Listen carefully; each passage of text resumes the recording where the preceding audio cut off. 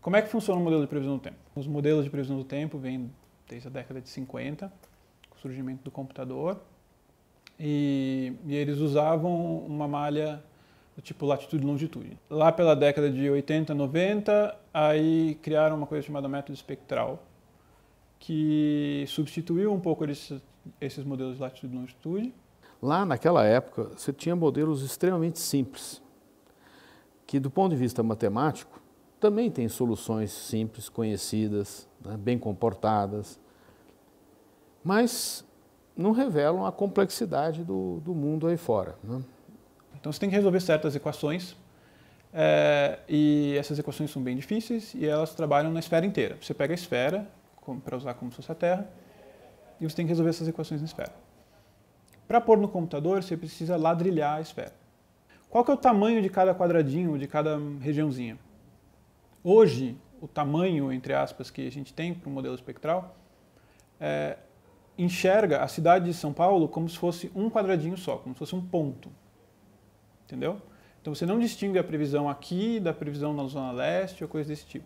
No fundo, você olhava para uma determinada região, dividia em caixinhas de 500 por 500 quilômetros naquela época, tá certo?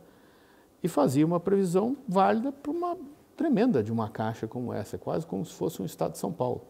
Só que hoje, com os computadores que a gente tem, a gente pode entrar em caixinhas muito menores. Você já fala hoje em modelos globais com resolução de poucos quilômetros. Então o que significa aumentar a resolução? Significa colocar quadradinhos menores. Você vai colocar mais pontos. Quanto mais pontos você põe, mais difícil fica e mais conta o computador tem para fazer. Só que ele tem que fazer de uma forma que seja em paralelo. Ele tem que conseguir fazer isso num supercomputador. Acontece que essas metodologias, tanto de latitude e longitude quanto de espectral, eles não se encaixam bem nos supercomputadores modernos. Por quê? A previsão do tempo você tem que fazer antes dela acontecer. Então tem que rodar rápido. Se você quer melhorar a previsão do tempo, você vai precisar de mais computador. Com esses métodos antigos, não adianta você pôr num computador maior que não vai ficar pronto mais rápido. Esse é o problema. Prever o tempo não é só prever o que vai acontecer com a atmosfera. Você tem que olhar também para os oceanos, porque oceano e atmosfera trocam muita informação, muita energia. Você tem que saber, por exemplo, o gelo, né, a criosfera. Você tem que trabalhar com a hidrologia, porque nos continentes você tem áreas cobertas por água, rios, lagos, etc., que interagem também com a atmosfera.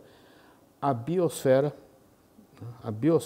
exerce um papel muito importante, é um reservatório de carbono, influi nas trocas de energia entre a superfície e a atmosfera. E se você olhar mais a fundo, olhando assim para a previsão de tempo na escala mais longa, na escala climática, você tem que olhar para o Sol também, né? Porque, afinal de contas, é a principal fonte de energia que a gente tem. O nosso planeta tem todo um sistema de proteção contra esses soluços do Sol, né? Um campo magnético. Isso significa que não basta olhar para a atmosfera aqui embaixo, que a gente chama de troposfera. Você tem que olhar lá para cima, que é a estratosfera, mesosfera, exosfera, ou seja, você tem toda aqui uma coluna, né, da atmosfera que não basta olhar só aqui embaixo, você tem que olhar na estrutura completa, se você quiser ter uma boa estimativa da influência do Sol no nosso clima. Está aí a primeira grande diferença, né? Então, como é que é a visão do Pedro Dias? A visão do Pedro Dias é olhar a fenomenologia meteorológica. Ele está preocupado com os fenômenos meteorológicos. Tá? Eu estou preocupado em resolver decentemente as equações que regem os fenômenos meteorológicos. Se ele quer subir para a estratosfera ou não, é um problema desse outro lado, dele, entendeu?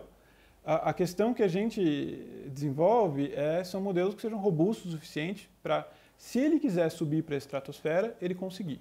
Mas a matemática por trás tem que estar bem fundamentada. É aí que eu entro. Entendeu? Então, para mim, não existe estratosfera. Para mim, existem equações e jeitos de resolver essas equações. O desafio é matemático. É matemático, não é meteorológico. E aí entra o problema da complexidade das soluções, ou seja, o nível de detalhe que você está reproduzindo. Você reproduz estruturas que tem variações espaciais muito intensas, mudanças drásticas, né, das propriedades da atmosfera em poucos quilômetros.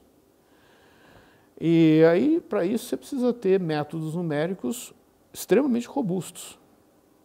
Né? O trabalho que se faz aqui na Universidade de São Paulo, por exemplo, no Instituto de Matemática e Estatística, eu acho que vai exatamente nessa relação, nessa direção. Todos eles estão fazendo um trabalho que eu acho que é extremamente importante no sentido de dar robustez matemática aos modelos que os pobres mortais meteorologistas utilizam para fazer essas previsões.